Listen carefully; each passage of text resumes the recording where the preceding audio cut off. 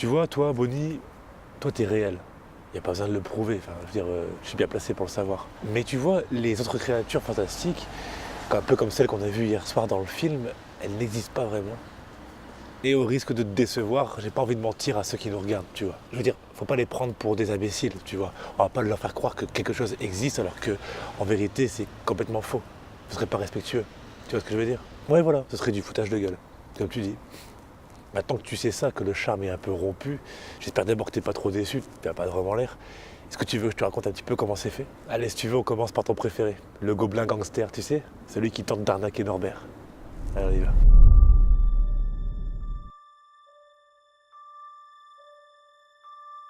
Les animaux fantastiques, les crimes de Grindelwald vient tout juste de sortir et je me suis dit que c'était pile l'occasion de rendre hommage au premier. On va donc découvrir ensemble, et avec Bonnie, les techniques avancées qui ont été utilisées pour reproduire numériquement le monde des animaux fantastiques qui étend l'univers d'Harry Potter pour notre plus grand bien. Prenez place, installez-vous, ce sera pas long. J'espère que la vidéo vous plaira, en tout cas je ferai tout pour, et si c'est le cas, écoutez, abonnez-vous si vous voulez nous retrouver dans une autre vidéo chaque semaine. Allez, on y va parce que Bonnie commence un petit peu à s'impatienter. Donc comme je disais, on va commencer par le gobelin Nyarlathotep. Tu te souviens de lui, hein, forcément. Ouais, c'est une ordure. Parce qu'il a voulu la mettre à l'envers à Norbert. Est-ce que tu savais que cette créature-là était jouée par un acteur? En tout cas, une bonne partie de la morphologie du personnage est inspirée d'un acteur. C'est Ron Perlman. C'est lui qui a joué, pour ainsi dire, le rôle de Nyarlathotep. Et ils ont pour ça utilisé des techniques que tu connais peut-être, que vous connaissez aussi peut-être, les techniques de motion capture qui sont largement utilisées dans l'industrie du cinéma et du jeu vidéo aussi. On met des capteurs sur le visage ou sur le corps afin de reproduire numériquement les moindres mouvements, aussi subtils soient-ils, des muscles du visage. Ils ont même utilisé le Vicon Cara 3D. C'est un casque assez spécial qui permet également d'aller encore plus en profondeur dans la création d'un personnage inspiré d'un acteur réel. Bon, ça c'est pas nouveau et beaucoup de gens s'en doutaient que c'était fait comme ça, mais est-ce que tu savais aussi qu'ils ont poussé le délire encore plus loin? Histoire de coller encore plus au personnage, il y avait tout un tas de caméras, d'appareils photo autour de lui afin de créer un modèle 3D ultra fidèle. Devine combien de caméras il y avait autour de lui? Non. Non, un peu plus? Presque. 98 appareils photo ont été également nécessaires à l'élaboration du personnage que vous avez, j'en suis sûr, tous aimés. En tout cas, tous aimés, détestés. Résultat, une performance incroyable des animateurs et aussi de l'acteur, bien sûr, interprète. Allez, on passe à une deuxième créature, encore un tout petit peu plus machiavélique, l'Obscurus. Je vais pas parler trop fort parce que j'ai peur que le mien apparaisse. Bon, ça va.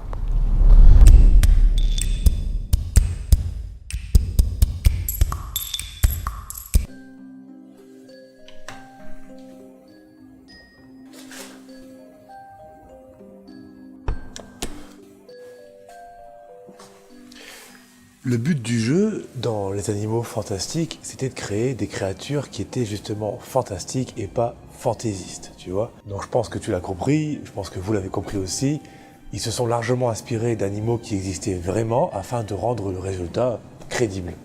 Et le moins que l'on puisse dire, c'est que le pari est réussi. Cependant, il y a une créature qui a demandé beaucoup de travail, c'est l'Obscurial. Si vous avez vu le film, je pense que vous savez de quoi je parle, et si vous ne l'avez pas vu, déjà, il y a des erreurs qu'on peut faire dans la vie, celle-là fait partie de celles qui sont impardonnables.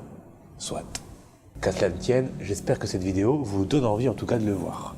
Sans m'attarder sur les détails au risque de spoiler plus que je ne le fais déjà, l'Obscurial est une créature assez particulière puisqu'elle n'est pas organique, c'est une sorte de brouillard, une sorte de fumée, et c'est là que le défi s'est situé pour l'équipe chargée des effets spéciaux. C'était particulièrement compliqué de créer un monstre comme cela qui n'a pas d'yeux, qui n'a pas de bras, qui n'a pas de forme organique et de lui donner une personnalité. Donc ils ont essayé plein de choses avec des simulateurs, de puissants programmes informatiques. Ils ont essayé avec des simulateurs de fluides, des simulateurs de particules, de formes et ils ont même pensé un instant à faire une créature comme Godzilla ou comme King Kong, mais ça leur plaisait pas. Ils voulaient quelque chose, je pense, d'un peu plus mystérieux, d'un peu plus potteresque, si j'ose dire. Finalement, ils ont opté pour un amas de formes assez simples, qui n'est pas trop compliqué à reproduire, puisque le boulot ne faisait que commencer. Étant donné que le brouillard envahissait les rues et détruisait tout sur son passage, il faut savoir que quand on crée ce genre d'effet spécial, il faut penser non seulement à la créature en elle-même, mais aussi à son environnement autour d'elle qui va réagir à ses déplacements par exemple. Et pour le coup, le brouillard, quand il se déplace, tout s'effondre. Du coup, au moindre passage de l'obscurial, il faut penser à l'eau qui jaillit, à la poussière aussi qui virevolte, aux murs qui s'effondrent, etc., etc. Oui, bien sûr, aussi aux ombres, également aux objets qui traversent. Bref, tout ça, c'est un amas de simulation qui était assez complexe, puisqu'il fallait attendre d'avoir simulé le parcours de l'obscurial pour seulement attaquer l'environnement qui réagit à ce parcours. Bref, ça a pris des semaines, même des mois, avant de pouvoir montrer un résultat final au reste de l'équipe et qu'il soit validé. Moi je dis chapeau. Moi je dis chapeau parce que le boulot devait être vraiment pas facile, parce que là on a vu que 2 exemples, on a vu le gobelin et l'obscurial, mais c'est bourré de créatures, bourré de détails, même si la plupart des plans du film sont entre guillemets fake, puisque pratiquement tout est fait en studio, je trouve que le travail reste tout de même honorable. Parce que voilà, c'est vraiment, je pense, ce qui se fait de mieux aujourd'hui, parmi ce qui se fait de mieux aujourd'hui. Voilà pourquoi je vous encourage fortement à aller voir ce film, que ce soit le tout premier et le deuxième qui sort aujourd'hui ou demain, suivant là où vous vous situez. Nous, avec Bonnie, on va aller le voir demain, c'est certain. Premier jour de la sortie, on sera là, comme pour le premier et comme pour les suivants et comme pour tout ce qui a trait à l'univers d'Harry Potter.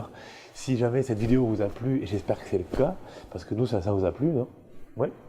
Et abonnez-vous, parce que je parle assez souvent de magie, la magie de la technologie. La magie et la science sont très étroitement liées, puisque la science dont je parle sur cette chaîne est celle des choses qui n'existent pas encore et qui sont en train d'être créées. Et si justement vous aussi vous voulez faire partie d'une chose qui est en train de se créer, abonnez-vous à la chaîne, puisqu'elle est toute jeune et j'espère qu'elle ira le plus loin possible, n'est-ce pas ? On vous dit à la semaine prochaine, merci d'avoir regardé.